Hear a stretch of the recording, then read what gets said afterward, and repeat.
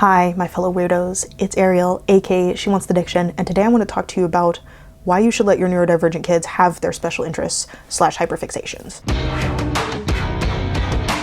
So when I was in maybe middle school, late middle school, early high school, I begged my parents to get me piano lessons. And the reason that I did this is because I loved the piano. I think it's one of the most beautiful instruments there is. I still think that to this day. I loved piano music, and I thought, you know what, I wish I could play an instrument. I beg and beg my parents for these piano lessons, and they're like, well, we're only going to get them for you if you practice. We're only going to spend our money if you're actually going to practice, and all this stuff. Me not knowing at the time that I had ADHD means I hate sitting down to do stuff. I hate sitting down to practice.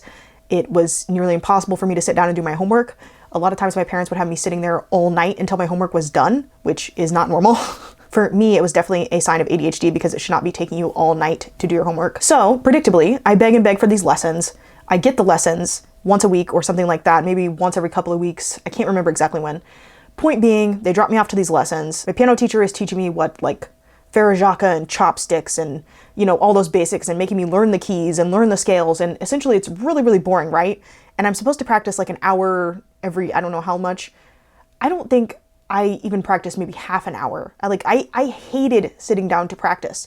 And it was because I wasn't properly motivated. However, once I got a songbook, at the time I was really obsessed with the game, The Legend of Zelda: Twilight Princess. The Legend of Zelda was kind of one of my all-consuming interests at this time. So anyways, while I was browsing around, like you had to wait for your lesson, like the slot of your lesson to open. So while I was browsing around like Hoover Music or whatever, waiting for my lesson, I found this songbook that was the Legend of Zelda songbook. So I ended up buying this songbook, and then I hated practicing. I almost never practiced the piano. But because I had this songbook, I really wanted to learn the song Midna's Lament, which Midna is one of the characters in this game that I was obsessed with. Like literally when I was not playing this game, I was thinking about the next time that I would be allowed to play this game. Because I was only allowed to play video games on the weekends. So I would spend all week imagining, thinking, just waiting for what I was going to do once I was able to get back on the games. And also writing fan fiction, like when I didn't have an internet connection and, you know, I was at home, or, you know, I just spent a lot of time in this world thinking about these characters, and Midna is probably like one of my favorite characters from that game. So anyways, of my own accord, I practiced and practiced and practiced until I could play Midna's Lament. Did I practice the stuff I was supposed to be studying for class? No, I didn't.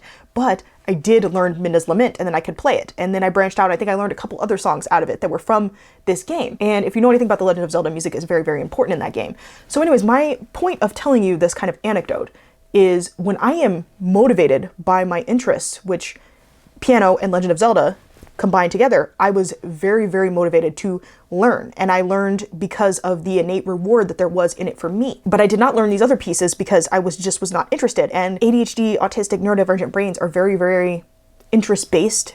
And if something isn't interesting us, it's really, really hard for us to put that work in, and it feels like a slog. Whereas if it's something that we're very interested in, it's almost like easy for us. Like we want to do the work, we want to put in the time. It's like effortless. And so rather than looking at these interests as things that are a waste of time, like say it's a specific video game series or it's reading, I would often be told, you know, you need to stop reading, we're on a family vacation. You need to participate with the rest of us. You need to do this activity. You need to be interested in sports. That was another thing I was told growing up. I was not interested in sports in the least, but I had to be interested in sports. Rather than seeing what your child is interested in as maybe useless or a waste of time or taking up too much of their time, they're spending too long on it, they're perseverating, right? Like that's supposed to be a negative. Like you're only supposed to spend so much amount of time on your special interest. But like for them, I can tell you that is their lifeblood. That is the thing that inspires them, the thing that gets them going, the thing that motivates them to learn. And so we should not be taking this away from neurodivergent children. Like yes, there are certain things that they have to learn through schools, through the system, just to survive life. But if you can connect that back to their interests and their intrinsic motivation, they may not want to do the stuff that doesn't interest them, but the stuff they are interested in, they will work very, very hard on. And it's their way, kind of lens of branching out into the world and seeing the world, if they can connect it back to something they care about. So that's my message for today on why special interests or hyperfixations are a positive thing for neurodivergent people, and maybe some insight into why, if you are a neurotypical or just allistic, that you should not restrict them from exploring said interests and actually use that as a jumping off point